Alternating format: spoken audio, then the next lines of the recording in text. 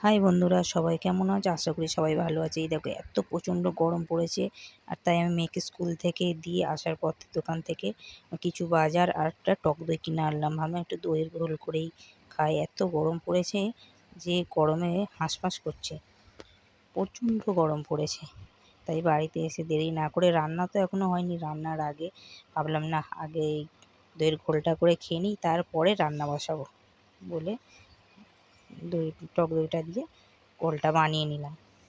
আর সঙ্গে বরফ তো নেই, আমাদের তো ফ্রিজ ট্রিজ নেই যে বরফ থাকবে, তাই বরফ কিনে আনলাম দোকান থেকে, সাদা পেপসি এনে ওর মধ্যে দিয়ে দিলাম যাতে একটুখানি ঘোলটা ঠান্ডা হয়।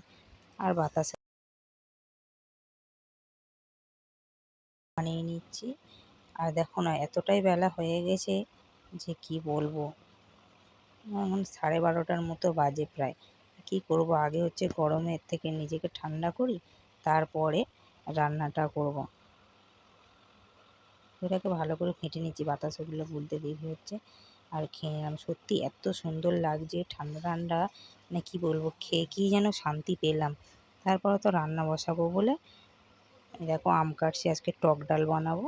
আমটা একটুখানি কেমন হয়ে গেছে, মানে একটা দিক একটু নষ্ট নষ্ট লাগছে, বাদ দেবো, ওখান থেকে তো কেটে বাদ দিয়ে দেবো। দিয়ে বাকি দিকে আরও দুটো আম আছে।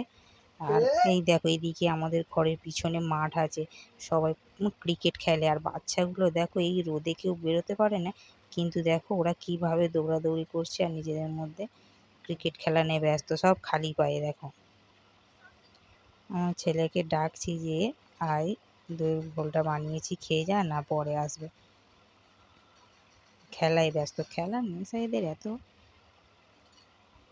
প্রচণ্ড রোদ উঠেছে, প্রচণ্ড, তাও এরা মানে এত খেলছে কি বলবো, পুরো রোদে মুখ চোখ সব কালো হয়ে গেছে। আর কেমন দৌড়াদৌড়ি করছে দেখো, ডাকলে তো আসবেও না যতক্ষণ না খেলা শেষ হবে। তা ভাবলাম আসছে না, যাক আমি আমার রান্নাটা সেরে নিই, যখন আসবে আসবে বলে আবার সবজি কাটতে শুরু করে দিলাম। দেখো ঢ্যাঁড়সগুলো শুয়ে গেছে, ভাবলাম টক ডাল আলু ভাতে বানাবো, তারপর দেখলাম না সবজিগুলো তো শুকিয়ে যাচ্ছে, ঢ্যাঁড়সগুলো শুকিয়ে গেছে।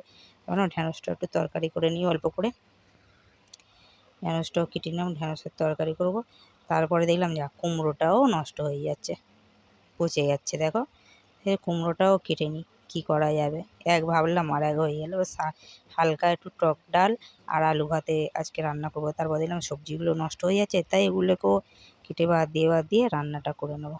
কুমড়োর তরকারি আর টক ডাল আর ঢ্যাঁড়স ভাজা, আর সঙ্গে করব পাঁপড় ভাজা। আর এই দেখো আমি দুদিকে দুটো কড়াও বসিয়ে দিয়েছি, দিয়ে যাতে তাড়াতাড়ি রান্নাটা হয়ে যায়। এই দেখো পাঁপড় ভাজছি কি সুন্দর, মানে সেই উচ্ছে ফুল, ঢ্যাঁড়স যে পাঁপড়গুলো হয় ওইগুলো সব রকম কালারিং পাঁপড়, দেখো কি সুন্দর লাগছে। পাঁপড়গুলো খেতেও কিন্তু খুব ভালো লাগে। হুম। আর তাড়াতাড়ি করে রান্নাটা বলে সেরে নিই, অনেক বেলা হয়ে গেছে, তাই দুটো কড়া বসিয়ে ঝপঝপ করে রান্না করে নিচ্ছি। হ্যাঁ, আবার এই রান্না টান্না করে ফের বাড়ির যাবতীয় যত কাজ আছে সেরে আবার 3টে বাজলেই ফের মেয়েকে স্কুল থেকে আনতে যেতে হবে। এই দেখো আমার পাঁপড় ভাজাও হয়ে গেছে, এরপর রান্নাটাও বসিয়ে দিলাম, তরকারিগুলোও করে নিলাম। এদিকে ডালটা সেদ্ধ হয়েছে, এদিকে তরকারিগুলো করে নিলাম।